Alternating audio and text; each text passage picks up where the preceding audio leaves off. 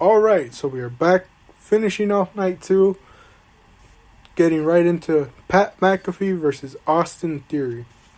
And you might think, Jack, I heard the last episode and it was great, as was the episode for night 1. And now you and Mr. Solis have left 2 matches for 40 plus minutes? How? How on earth are you going to discuss 2 matches, one of which doesn't even involve a real wrestler, for that much time? Well, ladies and gentlemen, rest assured, there is plenty to discuss. Yes, very much so, plenty to discuss. And much like the last match with Edge and Styles that you relied a bit more on me, I'm going to need to rely a bit more on you if you actually caught most of this, because I caught the stuff with a spoiler Vince right after, but sadly Theory and Pat, I had to really use the restroom at that time and ended up missing the entirety of it. And Jack, who could blame you? You have Pat McAfee, a retired football player turned podcaster turned wrestling commentator. He's a modern day Michael Cole. Versus Austin Theory, a guy looking for a way since he's lost the way after Johnny Gargano and Candice LeRae have left the company. Now, I'll do what I can, Jack. I saw a lot of it, and I've got CBS Sports to rely on.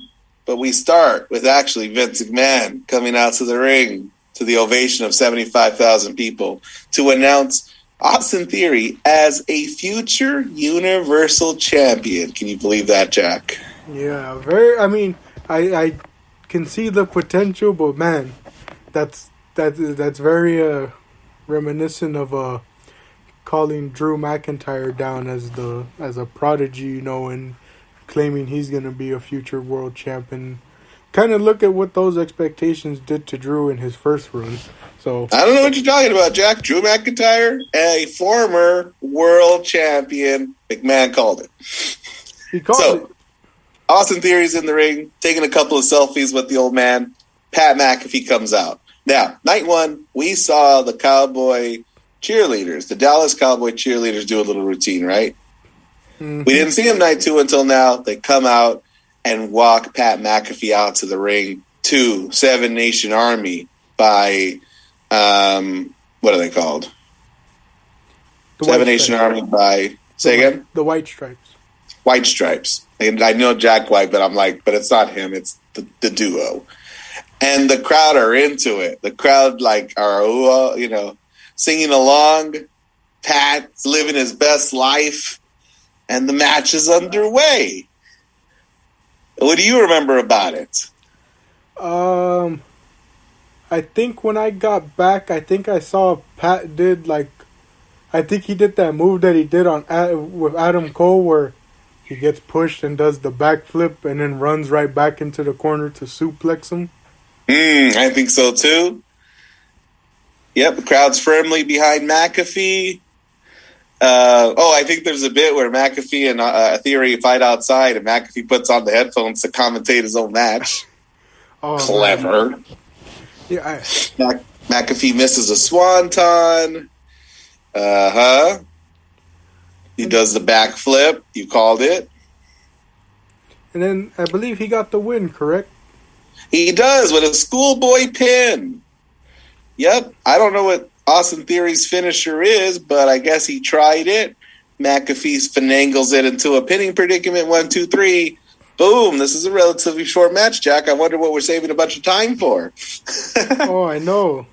But so that finishes up, and then as he's celebrating, you see Vince talking to Theory on the outside, and McAfee kind of starts smack talking to Vince and Theory, and then that's when Vince starts teasing getting in. He shows he's gonna take off the jacket, but then he puts it back on. But then he looks, and that's when he takes off the jacket, takes off his shirt, and Vince gets in the ring. The crowd are eating all of this up. When Vince is staring at him, he begins to take his jacket off, just one shoulder, and the crowd erupt. And then he puts the jacket back, and they boo. And then he starts very slowly to take off his jacket and his shirt, but they are all about it. And here we see it, Jack. McMahon's got his black sort of A shirt on. And he's in the ring, and a ref's in the ring, and we're gonna do this, Jack. It's Pat McAfee versus Vince McMahon in 2022.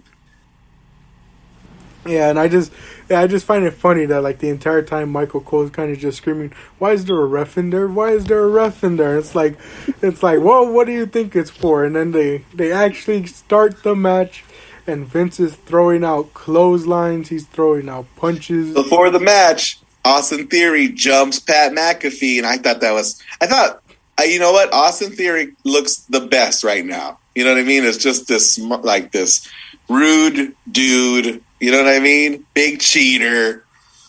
Yeah. Yeah, and Vince is beating him down. And let it be known, this entire time that is happening, my dad and brother are just hoping someone comes down to help out Pat, you know. But he's getting the beat down from Vince, you know.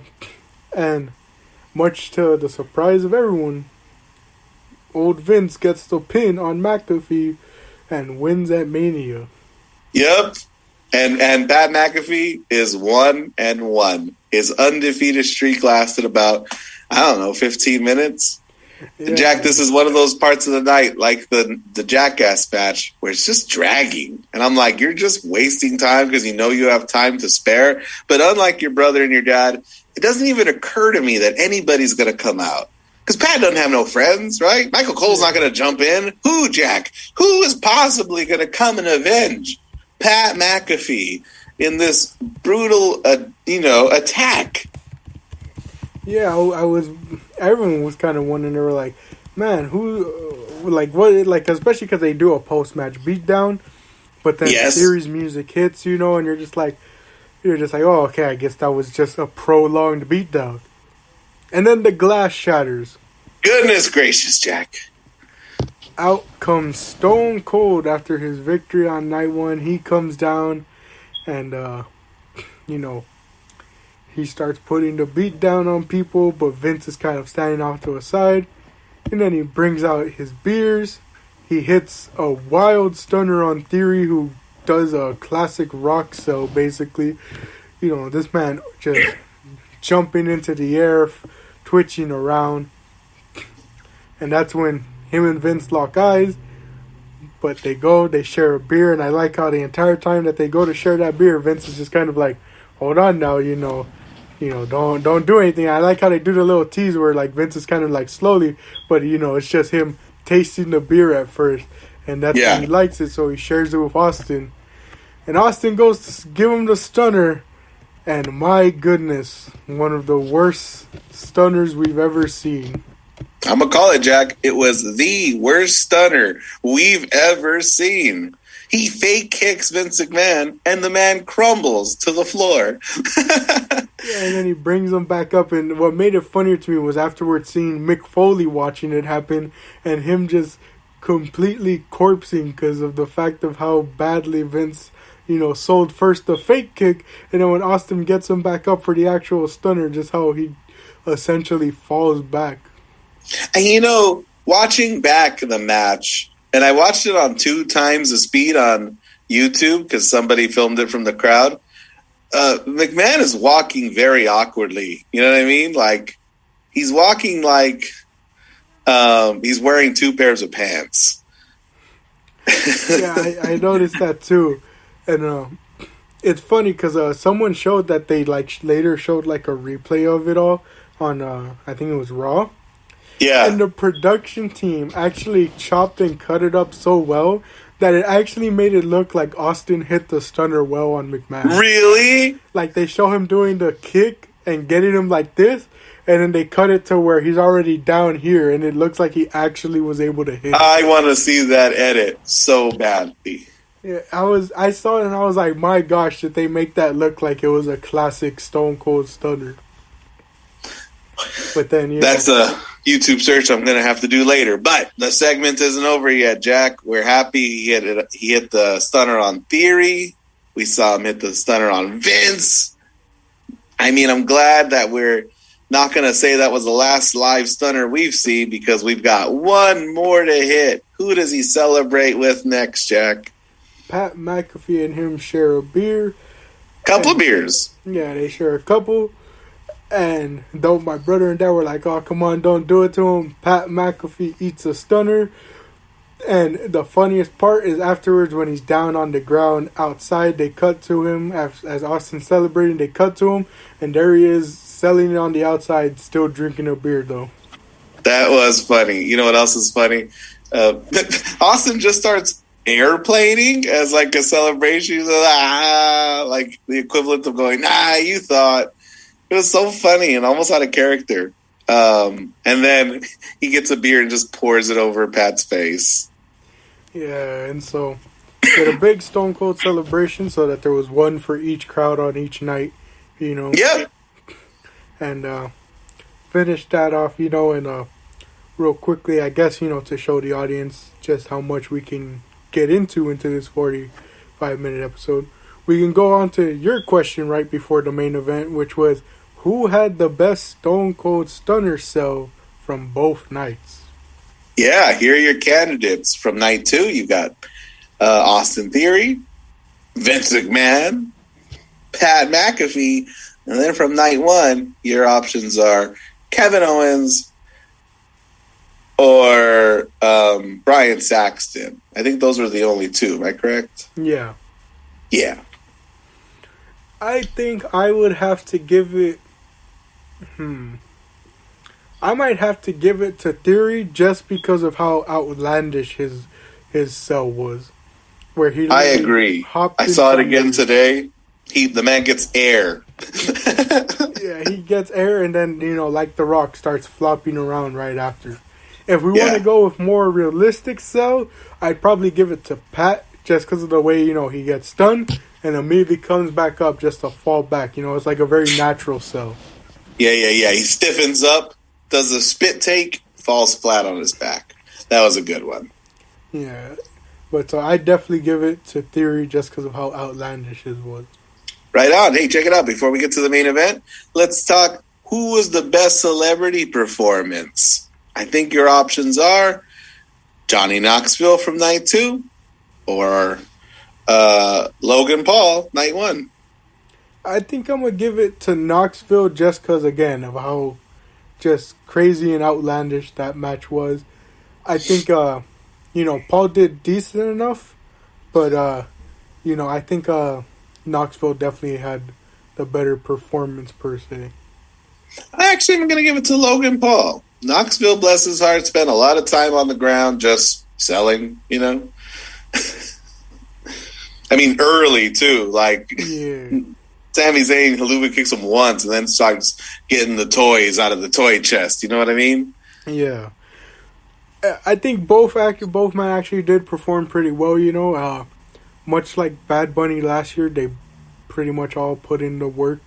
Mm-hmm. Which I think I mentioned yesterday was like a big difference from previous years of celebrities where all 3 of these men actually put in the work to put in formidable performances, you know. Agreed. Thankful that we've come a long way, as we mentioned in the previous episode. We've come a long way from the previous celebrities who just come in for a punch.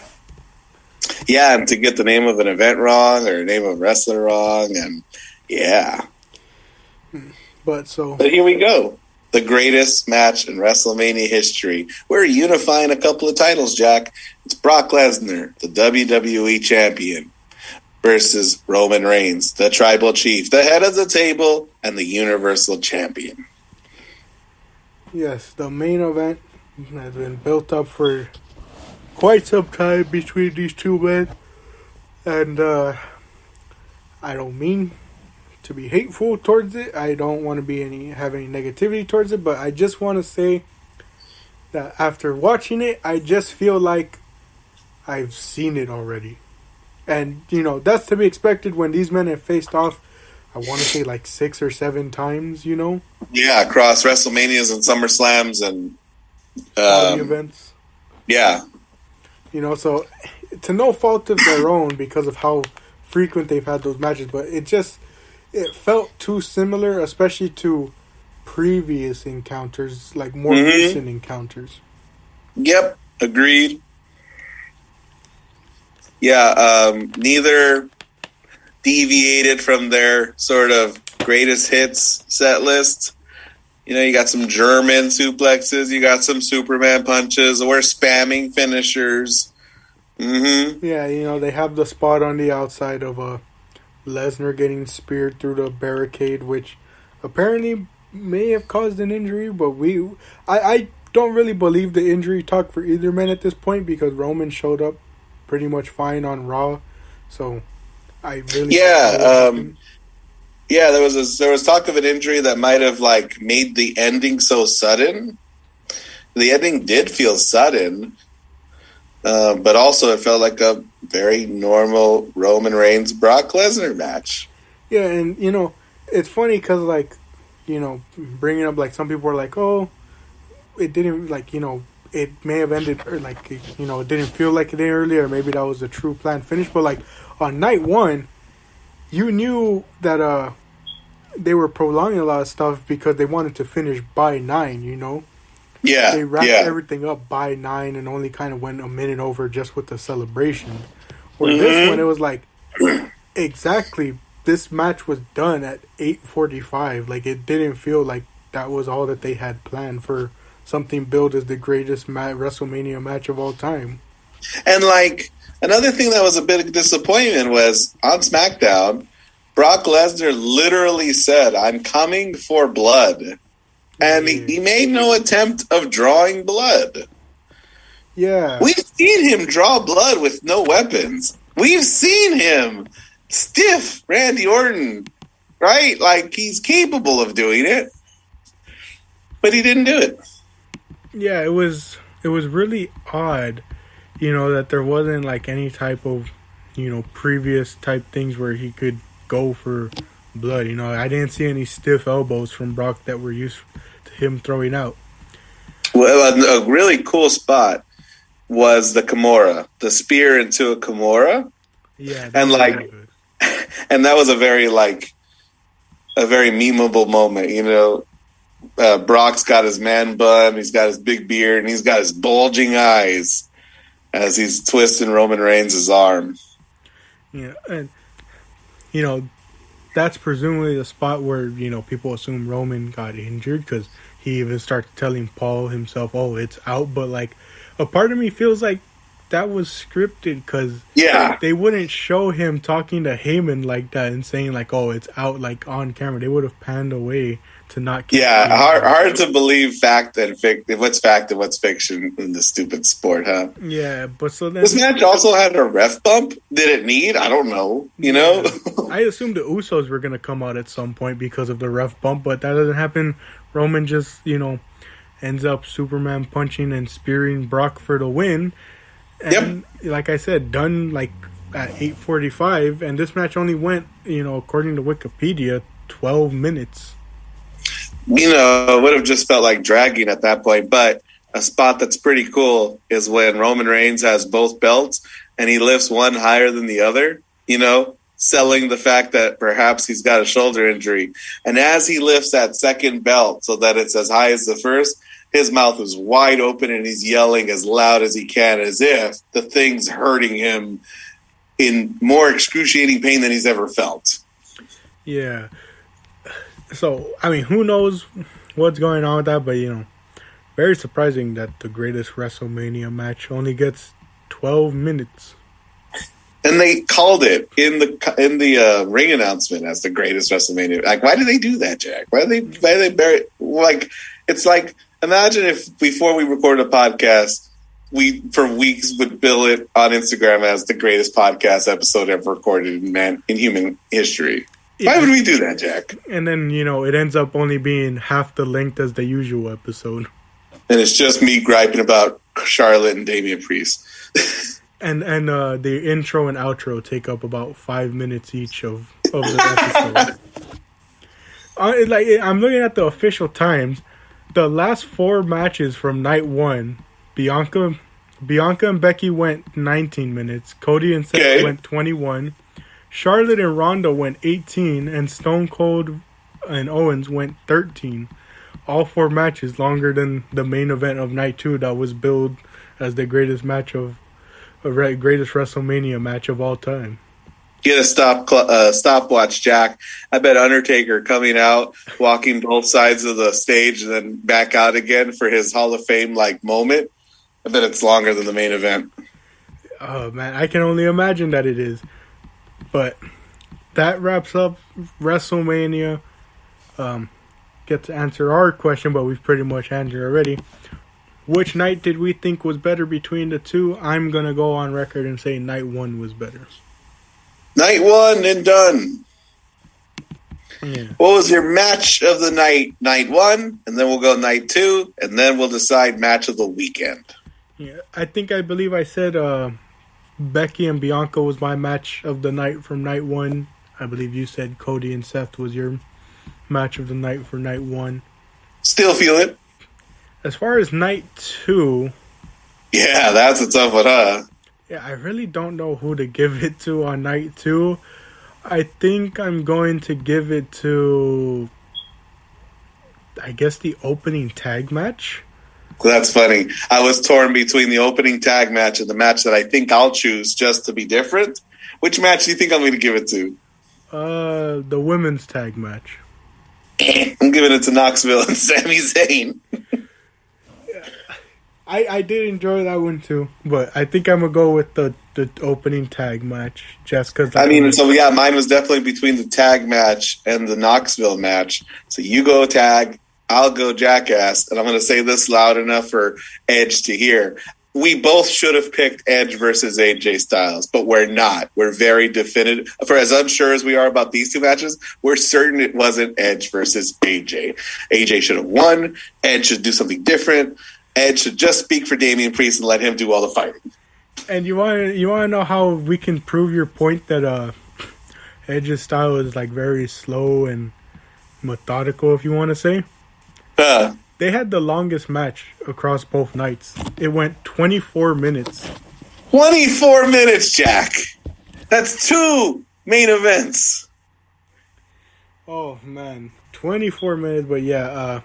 And then I guess the match of the weekend to me, I think, though it is my match of the night for night one, or though it's not my match of the night for night one, I think match of the weekend has to go to Cody and Seth just because of all the stuff that went into it, the moment and all that. Yeah, I hear you. And it's wild because the moment is almost lost for all of the Austin shenanigans. But I think they positioned Cody to be in a very big role moving forward.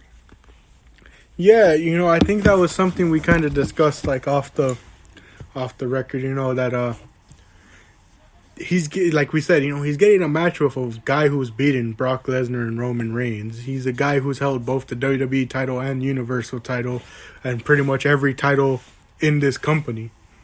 Mm-hmm. So yeah, I think I'd give the match of the weekend to Cody Rhodes versus Seth Rollins. Yeah, I would give it to that as well, just because the whole moment, all the pyro, all the theatrics going into it, and it delivering as a match, Mm-hmm. It could have easily just had the moment carry it, but no, the two men put together a real good match, in the ring, and definitely is the big highlight from this Mania. Agreed. And so that wraps up Mania, but the final kind of question now going forward is what's next for Roman Reigns? Oh, how much time we got, Jack? 21 minutes. Okay. You think we have to put Brock on ice or on a shelf? Or, what are you doing, Brock? What do you do with Brock, Jack? He has to go home. He has to leave, right? He has to be indefinitely suspended for suplexing somebody he wasn't supposed to suplex. Yeah, so, you assume Brock's gone, hopefully, because, so many people want, they just don't want to see Roman and Brock. This has to be the finish to their story, Yep. Even if it didn't get the time it needed, it's I don't think there's a person on this planet, no matter what changes between these two men, that wants to see another match between the two of them, Goodness. I think the next person to sort of step up to the head of the table is the guy with a big sword who's probably going to threaten to cut that table in half. Drew McIntyre. Bah! Get out of here with your Damians and your priests. Yeah, I think it's obvious Drew goes after him, but I'm kind of hoping they still prolong it. Just because I'm still firm in my belief that I know people want a younger guy to take the title off of Roman to get that boost, but like there is no younger guy right now, especially that's built up. And we're officially in fantasy land, Jack. Like, we're not talking about what will happen. We're talking about what we want to happen. Rick Boogs is on the shelf. Shinsuke is directionless. Let's get the King of Strong style, kick the teeth out of Roman Reigns. Those perfect white teeth. Dominic Mysterio. Yeah, Marco's not even thinking of the right show. Well, since he has both titles now. Oh, touche. Yeah, but my hope is, because, it's just a rumor right now, but they apparently want to do a UK pay-per-view this year in September, I believe. Yeah, the same weekend as All In or All Out. Yeah, and there's no August pay-per-view as of now because SummerSlam is rumored to take place, or I think it already is confirmed to take place at the end of July.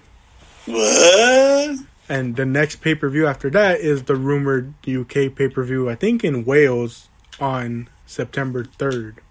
So you're thinking that maybe Roman Reigns is like grandiose dethroning happens overseas. Yeah, and it goes to a guy like Drew. Or the second babyface on Raw SmackDown. Who? It was said Ricochet is the number 2 babyface on SmackDown. I wouldn't know that.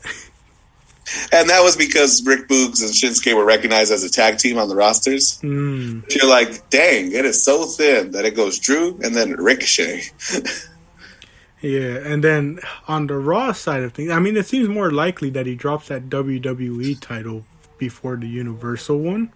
Yeah. Even though it could maybe be fresher, but I think also you got guys like Lashley that are probably going to challenge him. But then again, this is also another question that you got to ask yourself. Does he defend both titles at the same time or separately? That's a good question. Because if he's defending them at the same time, then, you could easily prolong Drew for like a match at SummerSlam or the UK pay-per-view, because then you can throw a lot of the Raw guys at him, like Owens again if you want, or Lashley since they haven't faced, Rollins again since we never got any type of, closure to the... Oh, that's right, sure. I'm trying to think of other Raw guys. AJ Styles could face him, Cody! That's another one that people want, is they think Cody should either finally take off the WWE title or Universal title off him. And after that, Cody is a breath of fresh air. We've seen Roman against almost everybody else. Yeah. Wait, no, he has faced Lashley before. Yeah, that's the... And though he faced Rhodes, he didn't face this version of Cody Rhodes, and that was like, I want to say, not 7, 8? No, not 8. How many years ago was that? 6 years ago? His last WrestleMania appearance and this WrestleMania appearance are apart by 6 years. Oh, okay.